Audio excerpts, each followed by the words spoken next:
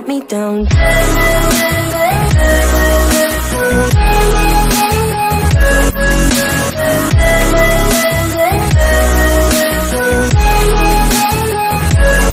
me down. Assalamualaikum warahmatullahi wabarakatuh.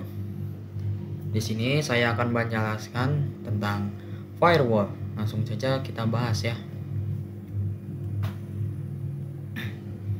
Jadi, firewall adalah sistem keamanan jaringan yang dirancang untuk memonitor, mengendalikan, dan menyaring lalu lintas data yang mengalir antara jaringan internal, misalnya jaringan perusahaan atau komputer pribadi, dengan jaringan eksternal seperti internet.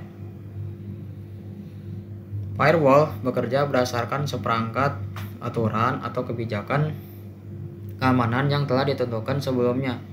Jadi ini tuh untuk memutuskan apakah suatu paket data boleh masuk, keluar, atau harus diblokir.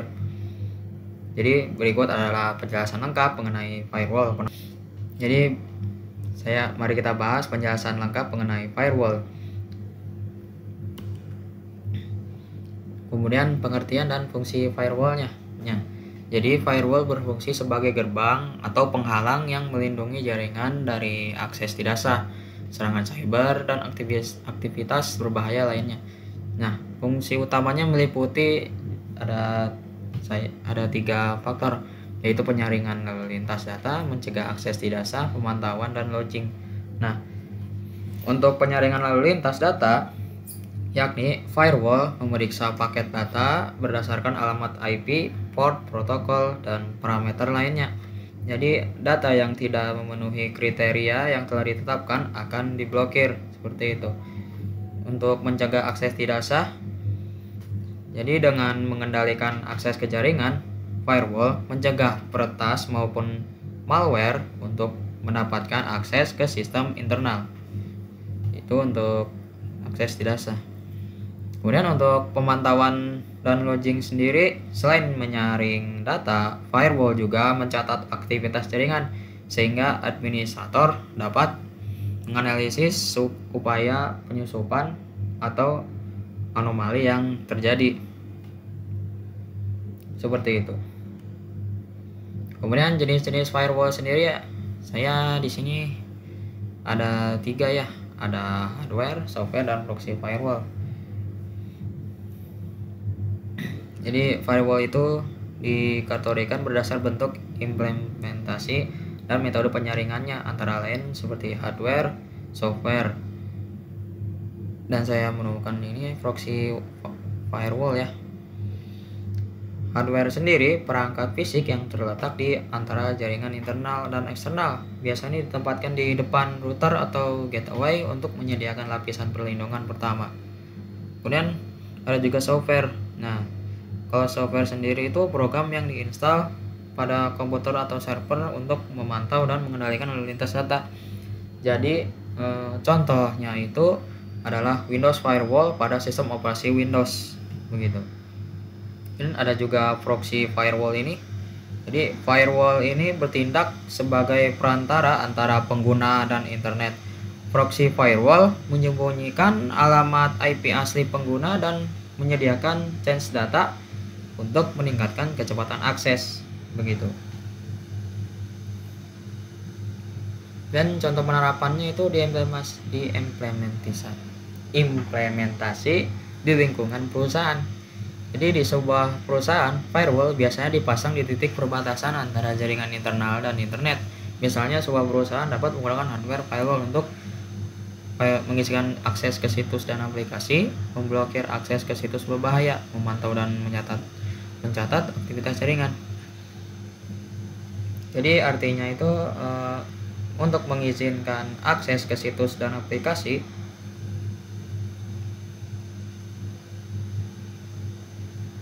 ini hanya lalu lintas dari dan ke aplikasi penting yang diizinkan. Lalu untuk memblokir akses ke situs berbahaya itu dengan menggunakan daftar hitam atau blacklist untuk memblokir situs yang dikenal mengandung malware atau konten yang tidak aman. Untuk memantau dan mencatat aktivitas jaringan seperti contohnya itu jadi artinya itu mengidentifikasi dan merespon upaya serangan secara real time. Contoh lainnya seperti Windows Firewall. Pada komputer pribadi, Windows Firewall berfungsinya itu sebagai penghalang yang melindungi perangkat dari serangan yang datang dari internet. Nah, program ini mengizinkan atau memblokir aplikasi tertentu dapat mengakses jaringan, mendeteksi lalu lintas mencurigakan, dan menjaga koneksi yang tidak dikenal, seperti serangan hacker. Jadi, mengapa firewall sangat penting bagi keamanan cyber?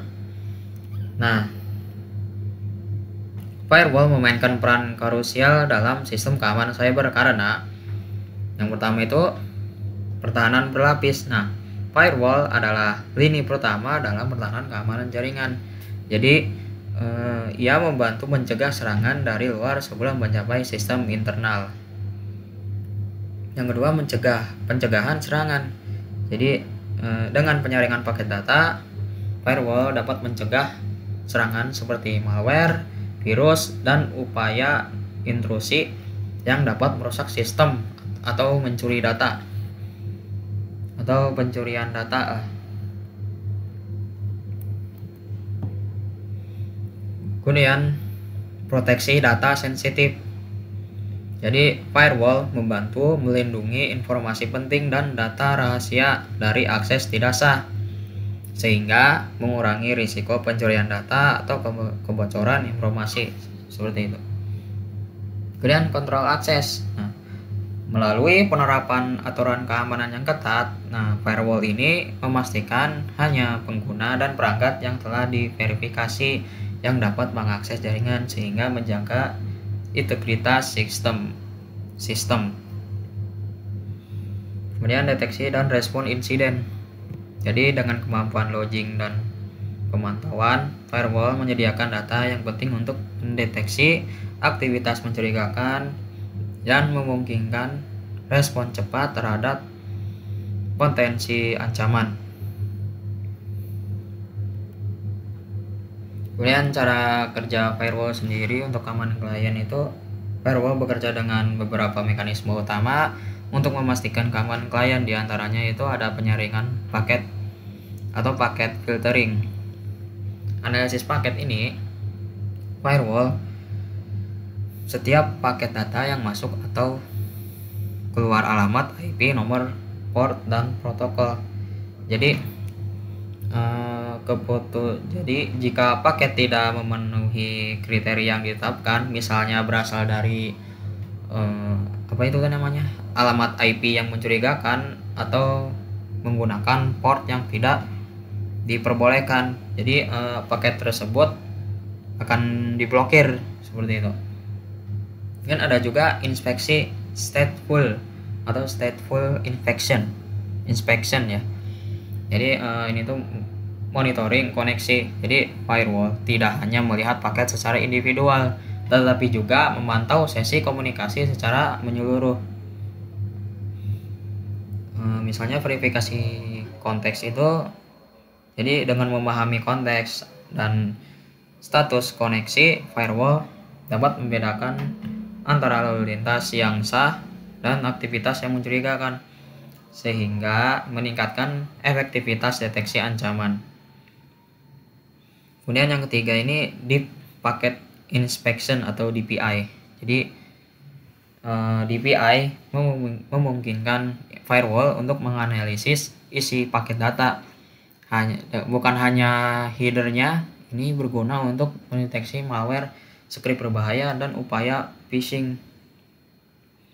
Jadi ini tuh pencegahan serangan lanjutan dengan analisis yang telah mendalam. Jadi firewall dapat mengidentifikasi pola serangan yang lebih kompleks dan mengambil tindakan pencegahan yang tepat.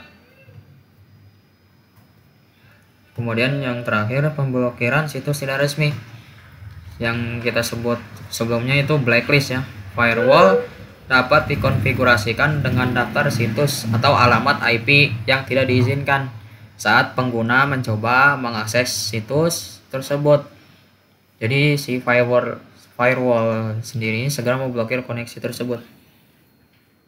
Jadi misalnya ini filter konten, selain menggunakan blacklist, firewall modern juga dapat melakukan filtering konten untuk mengidentifikasi dan memblokir konten berbahaya atau tidak sesuai dengan kebijakan amanan, seperti itu.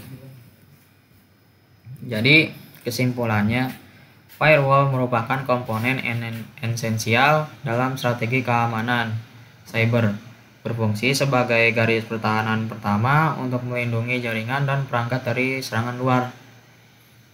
Dengan kemampuannya dalam menyaring lalu lintas data melalui mekanisme seperti packet filtering, stateful inspection, dan deep packet inspection, firewall tidak hanya mencegah akses tidak sah, tetapi juga mendeteksi dan merespons potensi ancaman dengan cepat.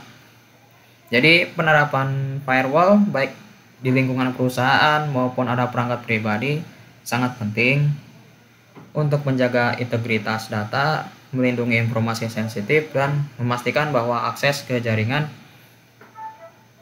hanya diberikan kepada pihak yang terpercaya. Oleh karena itu, implementasi dan pemeliharaan firewall yang tepat merupakan langkah krusial dalam membangun pertahanan yang kokoh terhadap ancaman cyber. Baik, itu saja yang saya jelaskan tentang firewall dalam video ini. Mohon maaf apabila ada kekurangan. Wassalamualaikum warahmatullahi wabarakatuh.